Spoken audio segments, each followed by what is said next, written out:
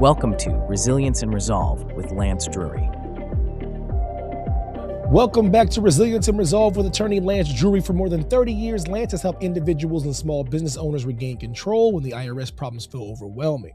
I'm Evan Mack, and today we're talking about a situation that catches a lot of people off guard. What actually happens when an IRS payment plan falls apart? Missing payments can feel like the end of the road, but understanding what comes next can make a real difference in how the situation unfolds. Lance, sir, welcome back. How you doing, Evan? It's great to Um, see you again. Hope you had a good weekend. We did. It was all right. The snow kind of came in. We had to take a trip to New York to do something, so we had to go up there and try to get back and beat the snow. And we got about like a foot and a half, close to 2 feet. So I don't know what it's like over there with you.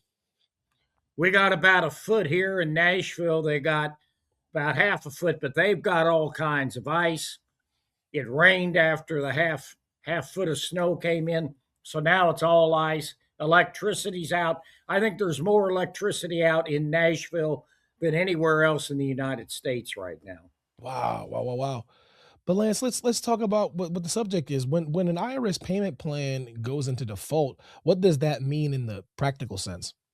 Well, in practical terms, it means you're no longer have an agreement with the IRS. Those voluntary payments don't do you any good.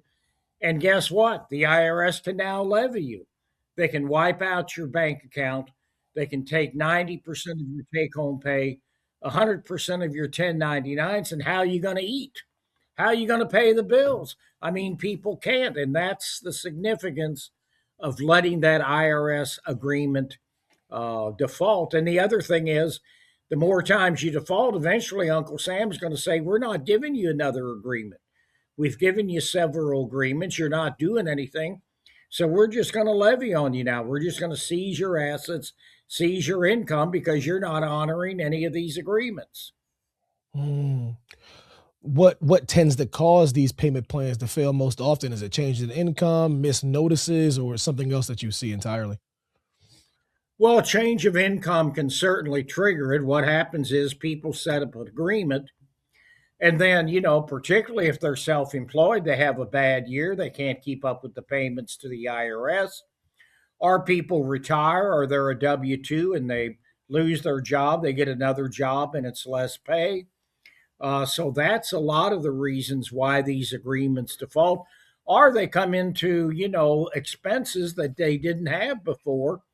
And now they can't pay the agreement because their personal expenses have skyrocketed. So that's several of the reasons. But here's the good news: just because you defaulted on the agreement doesn't mean you cannot renegotiate another agreement. You're always free to renegotiate with the IRS if your economic circumstances have changed. And we do that for people. So, that's not uncommon that somebody hires us. We get them a deal, and then they call me a year or two later. Hey, I can no longer afford to make this payment. I need to get you to set me up on a different payment plan. How quickly does the IRS usually respond once a plan is in default? What actions can follow? I know they're backed up, so are they able to respond in a timely manner?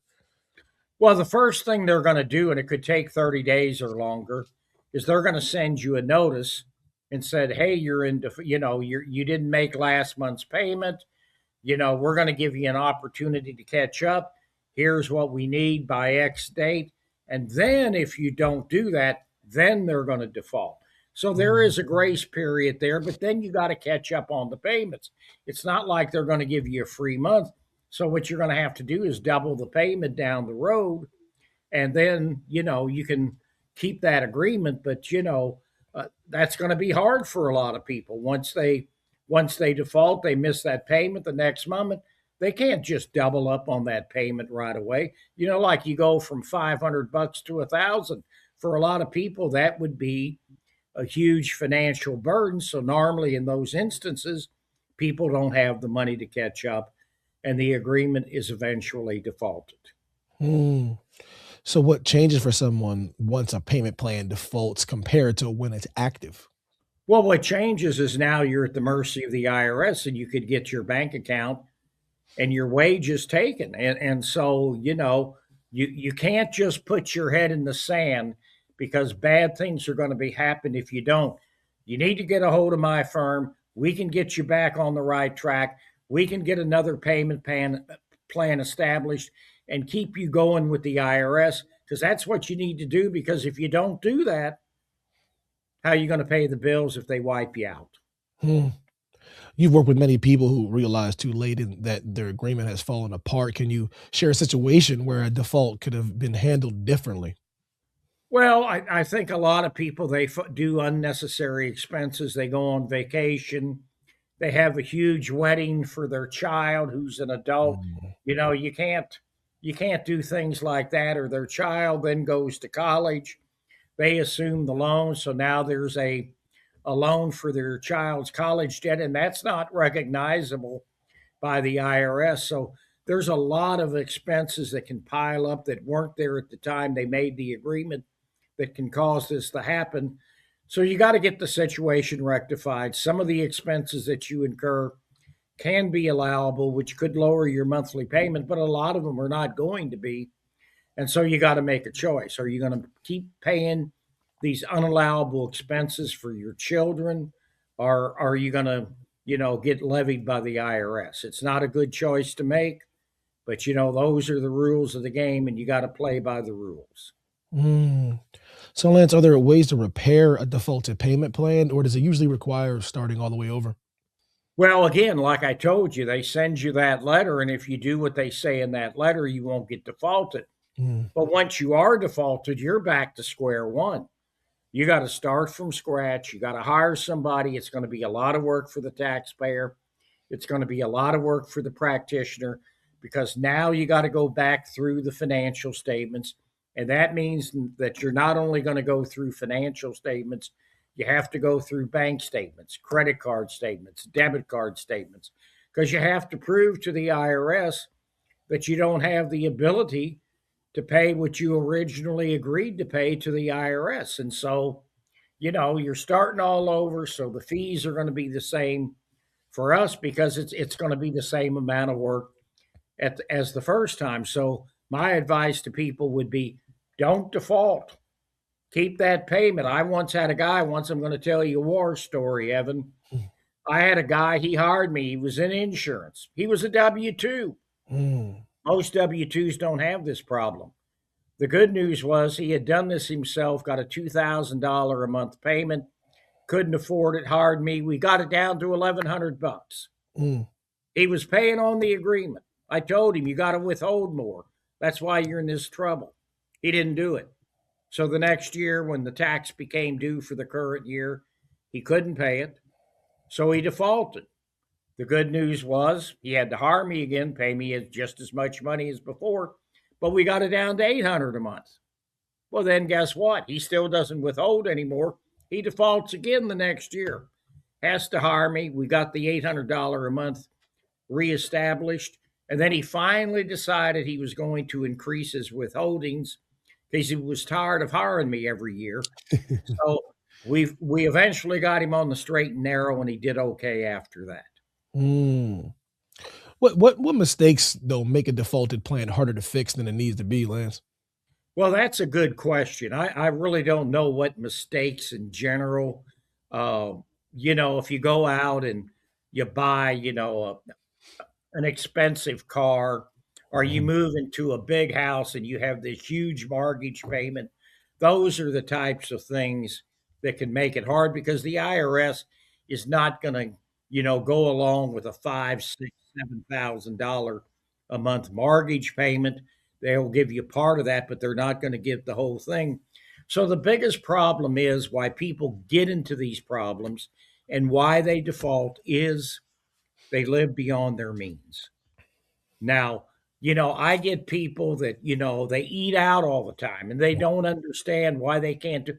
Well, I got kids. We take them to all these sporting events. Right. They're in all these activities, which aren't allowable expenses. And I can't afford to feed them at home because we're on the go. We have to stop at McDonald's or whatever and good food because we don't have enough time. Well, that's their problem, because the IRS is not going to let you eat out all the time when you owe them all that money. The other thing is living in the house beyond their means. or having a driving a Cadillac or a Porsche or whatever. And then these are the people who most of the time that we have trouble with, they just don't understand that why can't I just live the lifestyle that I want to live, even though, the IRS isn't going to allow it. They don't understand why the IRS won't accept it. They think they can pay all their bills and they don't have to pay the IRS. Well, nobody, especially people who play the game by the rules and pay their taxes all the time, thinks that's fair. And that just brings up another situation. We had this woman, she hired me years ago. She said, "Well, I hear you're the best. I'm going to hire you." And she's out of Chicago. So I said, "Okay." So unfortunately, her husband died during the time that she hired me. It was a very sad ordeal, and I really sympathized and empathized with her enough. But the problem was she lived in like a $3,000 a month apartment, or it might have been even more. And she didn't want to give it up. She worked for the school district up there or whatever. So I said, "I can't get you a deal. They are not going to accept this." And I think she had a revenue officer and she got lucky. The revenue officer disappeared, and we've never been notified all these years that a new revenue officer was assigned to her case. So eventually she owed about 100,000. We got 30,000 or more to go away. And then she stopped communicating with us. So eventually, after 6, 7, 8 months, we revoked our power of attorney. So I don't know what happened. I don't know if she got a new revenue officer or what, but she talked to one of my attorneys who was handling her case previously, and now she's hired us again to take on her case again. And I really don't know what the posture is, but even if she has to pay some money, she's already saved 30%, $30,000, which is more than our fees. So she's already done well, but I'm afraid she's not going to be happy unless everything goes away and she gets to stay in her expensive apartment. She just doesn't understand that you just can't do that. Right. And because the IRS is not going to allow you to spend that kind of money when it's reasonable and necessary for you to have a place that costs a lot less money. And with that being said, Lance, for someone listening who has missed a payment or worries they're about to, what should they understand before the IRS escalates the case? You need to call me. We'll get you back on the straight and narrow. Look at lancedrurylaw.com. Evan, I can't remember all the phone numbers I have because we have 5 offices. But go to lancedrurylaw.com. We have over 1,000 clients at any one time. We keep growing the office. I'm 72 years old. We're going to have 2,000, 3,000 clients at any one time down the road. We're here to help you. We're going to take care of you.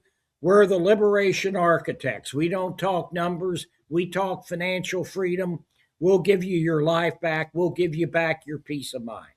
Amazing stuff, Lance. Thank you so much, sir. Thank you, Evan. It's always great to see you. Pleasure's all mine. Thank you all for listening to Resilience and Resolve with Lance Drury. A defaulted IRS payment plan doesn't mean all the options are gone, but timing and decisions matter more than most people realize. If you're dealing with a missed payment or defaulted agreement and want guidance before things escalate, you heard the man. Visit lancedrurylaw.com.